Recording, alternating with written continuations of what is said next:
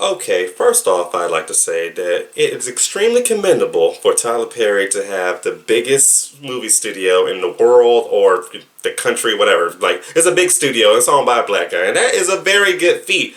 And, congrats. And on top of that, he does fit that American dream standard of, having nothing and then building towards something big and global, a brand and everything. And that's how he got his success. He had nothing and he got successful. And that is extremely commendable, and nobody's taking that away from him. Having said that,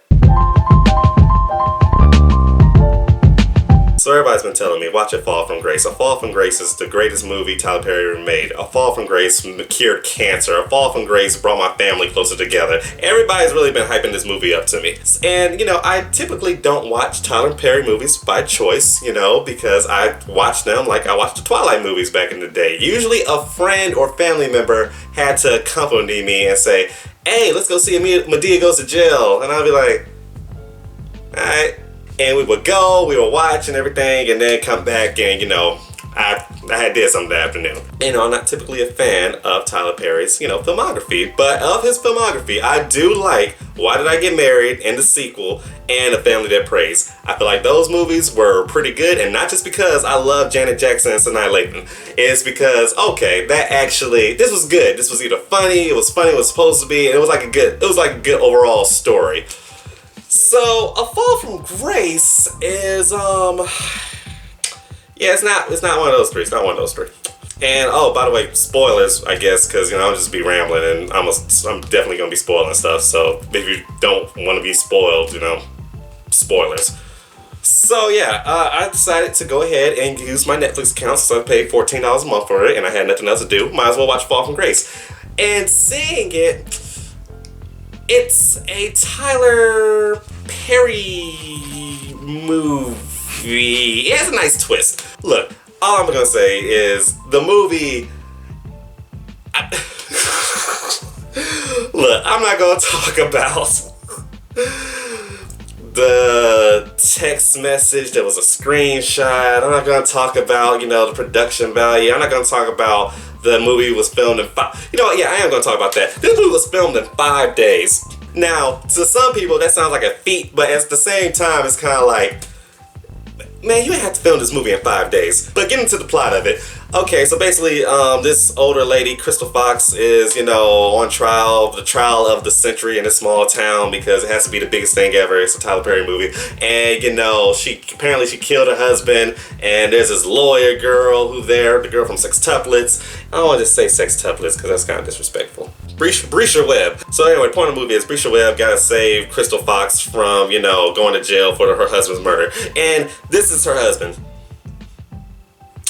So, basically, he's younger and, nice guy, and he's in a wig because I don't know why his normal hair would have worked fine, but Tyler Perry, why is he dressed like this? Like, he's dressed like a pimp from the 90s. Like, look, like there's too many finger rings on his hand. And on top of that, it does that typical Tyler Perry thing where, it's a tall, light-skinned dude who's, in shape and everything, and he's an artist. So, clearly, he's the bad guy, which, yes, he is. The movie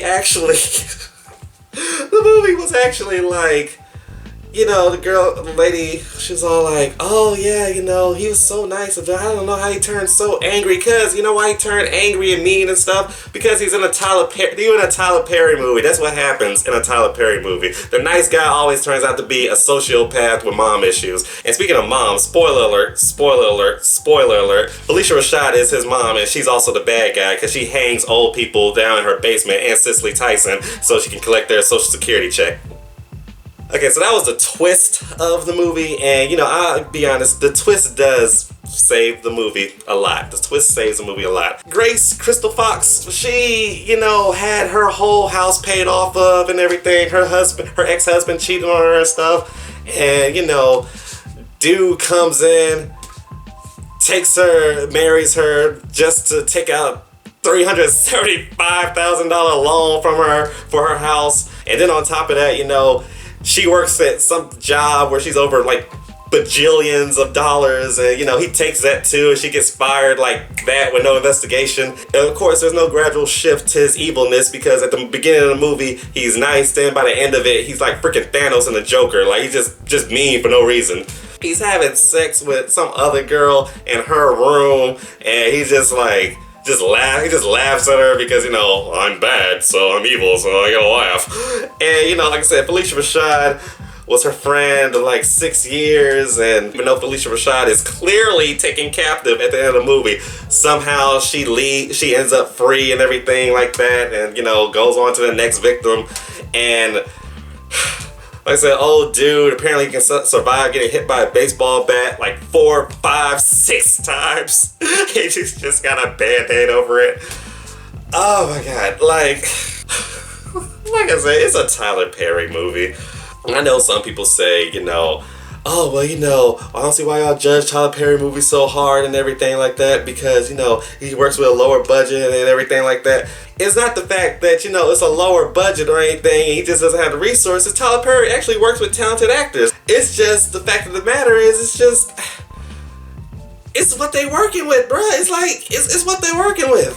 I honestly think Tyler Perry should just produce. He has the resources. He filmed this movie in 5 days. Tyler Perry is the writer, director, actor, and, you know, god of this movie. So basically everything he says goes. And he's also the writer, director, producer of all his other stuff. And, you know, that's cool to say because your name's on it, but, you know, at the end of the day, bruh, just because you can do it don't mean you can lack quality. Like, it's very stressful and very, very, very hard to write, you know, scripts have to be at least 100 pages. So, you know, not everybody has the discipline to sit down and do it. He has that. Commendable. I have no writer's room. Nobody writes any of my work. I write it all. Yeah, that's a lot of scripts. That's a lot of scripts. And that's a lot of time you took to write it. But at the end of the day, bruh, the best TV shows and movies have writers and writers' rooms. Like, if you want to do a movie, fine. Write and direct. Christopher Nolan does it, Quentin Tarantino does it, Ryan Coogler does it. Like, it's possible to do that. But at the same time, man, you can't just write and direct this and produce this movie when you write and direct and producing like 25 other things. It's good to have some help. Like, Michael Jackson had his brothers for like the first 15 years of his career, and, you know, they were successful until he moved on.